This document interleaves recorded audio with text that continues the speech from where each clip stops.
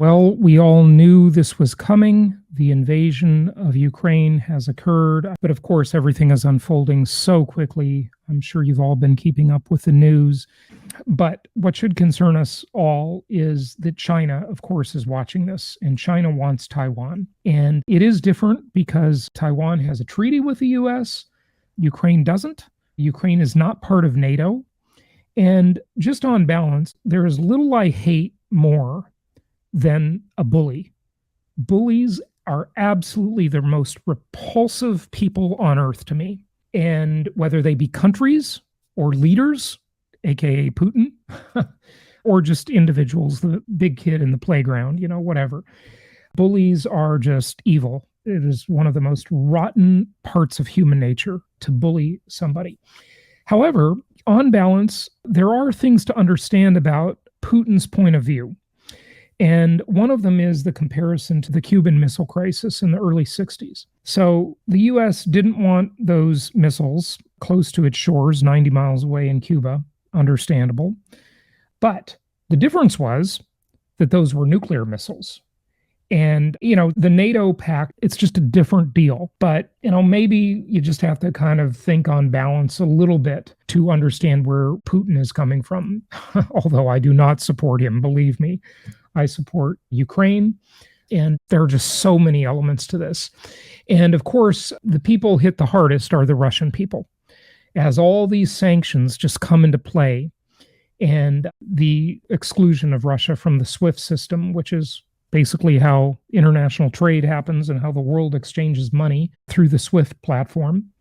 You see the ruble collapsing and runs on the banks. I just got a text this morning from Kerry Lutz. He forwarded me a message from one of his listeners, and it was a Polish listener who said that runs on the banks have begun in Poland. So you can't get money out of the bank in Poland. That people are finding that very difficult.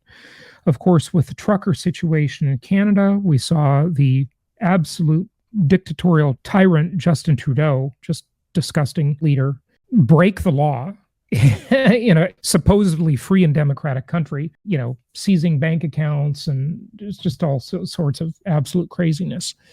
But you saw our idiot leader, Joe Biden, just debase the U.S. energy industry. I mean, it is just unbelievable how weak he has made this country and how much more dependent he has made the country on exports from foreign governments for energy, namely Russia. So again, woke ideology, absolute stupidity. Sure, everybody's in favor of renewable energy, which is not even close to being a contender in the energy world. Not even close. Hopefully someday it'll get there. We all hope that. But it's an experiment so far. That's about it. And if you think electric cars are clean, think again. They are huge polluters, huge polluters. So it's amazing to me how people can be so fooled at the level of intellectuals, governments, world leaders, or maybe they're not fooled. Maybe they're just looking for more control. As it has been said, green trees have red roots, and the environmental movement largely came out of the socialist and communist movement. It's about control. And sadly, it has weakened this country at a time where the country should not be weak. In the Socialist Republic of California, they are approaching $7 a gallon gasoline. Who does that hurt? Doesn't hurt the rich. They don't care. That's like a drop in the bucket in terms of their budget if they have to pay $7 a gallon. But it hurts the middle class, and it definitely hurts the lower middle class and the poor just tremendously. So this is just a power grab. It's a control grab, and it is pure evil on the part of people running our country right now and people running other similar leftist regimes around the world.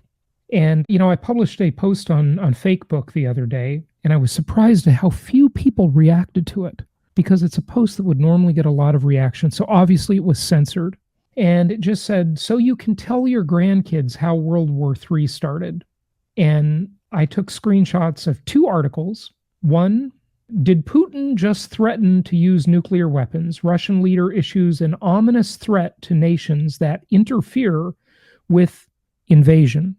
And then another article, Chinese military aircraft enter Taiwan's air defense zone following Ukraine invasion. So one of the big fears here that I think is very much founded is that China will be emboldened by what's going on in Ukraine and the absolute disaster that occurred just recently in Afghanistan.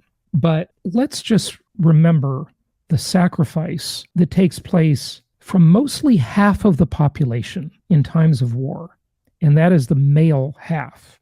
So as people have been fleeing Ukraine to go to Poland, for example, one group of people was required by law to stay and fight. Not that they're in the military, not that they have any experience in fighting or shooting guns or anything. Men ages 18 to 60 have been required to stay and fight and risk their lives. Now, I'm not saying that most men wouldn't have done that anyway, but just appreciate that sacrifice for a moment and note that that's what happens to one level or another in every war. In every war, whether it be, Hotel Rwanda, maybe you saw that movie. You saw the politically correct BS come out after that terrible, horrific event. And it talked about how the women had to organize and run the government because all the men were dead. They all died, right? It's just amazing how you have these attacks against men rather than appreciation for them because, well, hey, they're dead. I guess they don't get to talk much. Effects of this event. Well, I think it'll actually push mortgage rates down a little bit. So I think we're going to see, once again, another excuse to ease the money supply, more QE potentially, more printing potentially. So I think we're going to see mortgage rates as they've, peaked up a bit. I think we're going to see some downward pressure on mortgage rates in the short term. But the long term, none of this is good. War is a disaster. There is no stimulative effect to any economy when you destroy stuff. That's only fake. It's fake news. Yes, it's temporary. Sure. World War II, you could argue, pulled us out of the Great Depression of the 30s because it was the largest public works project in the history of the world. That's what World War II was. But ultimately, you can't hear the dogs that don't bark, can you? You can't hear what would have happened if we didn't have World War II, right? Well, granted, the US probably wouldn't have become maybe the industrial superpower of the world. It would have been more even keel. Europe and Japan would have been much bigger forces in that if they weren't destroyed, sure. But the kind of economic prosperity that might have hit the United States by the time the 50s came around could have been much bigger, much greater. Sure, there are benefits that come out of war. Of course, there's all sorts of innovation. Necessity is the mother of invention, as they say. And no one innovates more than they do to stay alive, right? To fight a war. There's a lot of innovation that comes out of war. But overall, it's a disaster. It's destructive. It's no good. It's terrible. It's horrific. War is hell. We should try and avoid war every possible way. There are some instances where you just have to have war. But compared to the false narrative propagated by the military-industrial complex, they are much fewer than we've had. And as I've always said, you've heard me say this for easily 12 years now, as long as war is profitable, there will never be peace. Who makes money off wars? Obviously, the military-industrial complex. But don't forget the banksters. Don't forget the central banks who finance both sides of the war. And what's going to be different this time, maybe, is that as you see Russia with all of these sanctions, they will literally run out of money to fight the war as the world is just sanctioning them left and right. Their central bank does not have enough money to sustain this war for very long, and it has almost no ability to borrow money. Its credit has been downgraded. I mean, what can they do? Even if they're not excluded from the SWIFT system, which would be basically the end of the world for Russia's economy. I mean, yes, they could do business with a couple of Chinese banks, sure, but by and large, Russia will be screwed if it's out of the SWIFT system. But maybe not, because there's something different nowadays. And maybe you've heard of it, maybe you haven't. But in the cryptocurrency world, in the digital world, there is a new thing called XRP and Ripple. And that actually could save Russia. And they would have the opportunity to use the Ripple XRP system to trade and evade sanctions outside of dollar hegemony, outside of SWIFT. It's a possibility. There's not enough liquidity in that system right now, but it would certainly give them some opportunities. See how that plays out. It's going to be very, very interesting. One more effect I'll mention, that is the issue of the U.S. as the Brinks truck of the world, the safe harbor for the world. And as we've seen the strength of the U.S. dollar increase since this conflict began, what does that mean for the U.S. economy, the strength of the dollar, for real estate prices? I think it actually bodes well. Not that I'm in favor of this disaster that's unfolding and the countless lives that will be ruined, but I think it's actually going to be good for our real estate market because it is a commodity-based market, and commodities are the real money things of the world.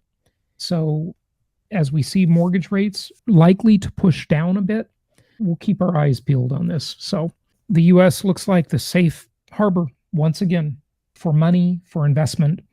And as that money and investment flees and looks for a safe place from around the world, it's going to go to the Brinks truck, the country that has long, long been known as the Brinks truck of the world, the United States. And that bodes well for the U.S. real estate and the U.S. economy in general and the strength of the U.S. dollar. The world is becoming more isolationist, and, maybe that's not all bad. I mean, free trade, it makes prices low, but of course it ships jobs overseas. It keeps inflation down. More isolationist policy from countries around the world, especially the U.S., means more inflation. It means higher prices, no doubt about it. So this is going to be a crazy time as we see this whole thing unfold. And we'll just keep praying for hopefully an end to these hostilities.